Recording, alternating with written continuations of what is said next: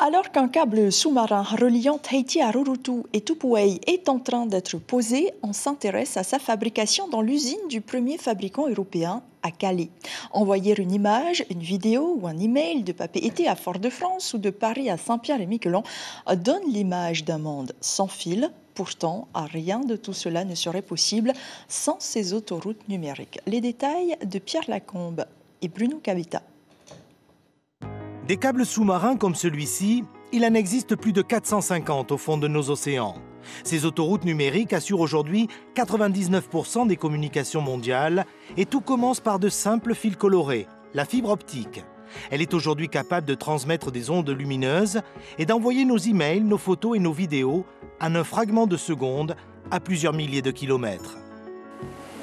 La fibre, en fait, c'est quelque chose de fragile. C'est quelque chose qui, en termes de diamètre, est à peu près équivalent à la taille d'un cheveu. Nous sommes à Calais, chez le premier fabricant européen de câbles sous-marins.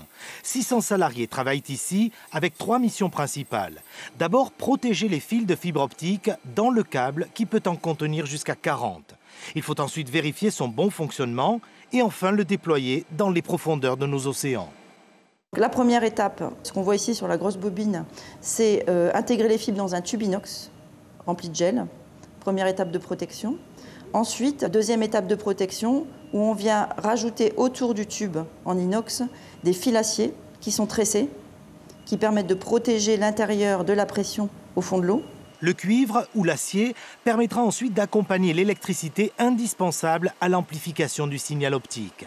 Une dernière couche isolante et le câble, dont certains sont à peine plus épais qu'un tuyau d'arrosage, va rejoindre cette immense cuve. Une bobine géante enroulée à la force des poignets. La moindre torsion est interdite. Des câbles sous-marins, il en existe de toutes les tailles en fonction du terrain, des risques naturels ou des expositions aux engins de pêche. Tout système commence par une étude des fonds marins, donc qui est réalisée pour savoir exactement quel type de câble nous devons mettre à tel endroit. Donc on adapte le type de protection à l'endroit où il va être déposé.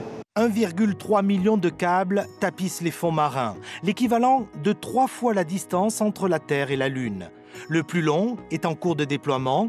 En 2024, il fera le tour de l'Afrique pour rejoindre l'Inde, 45 000 km à travers les océans.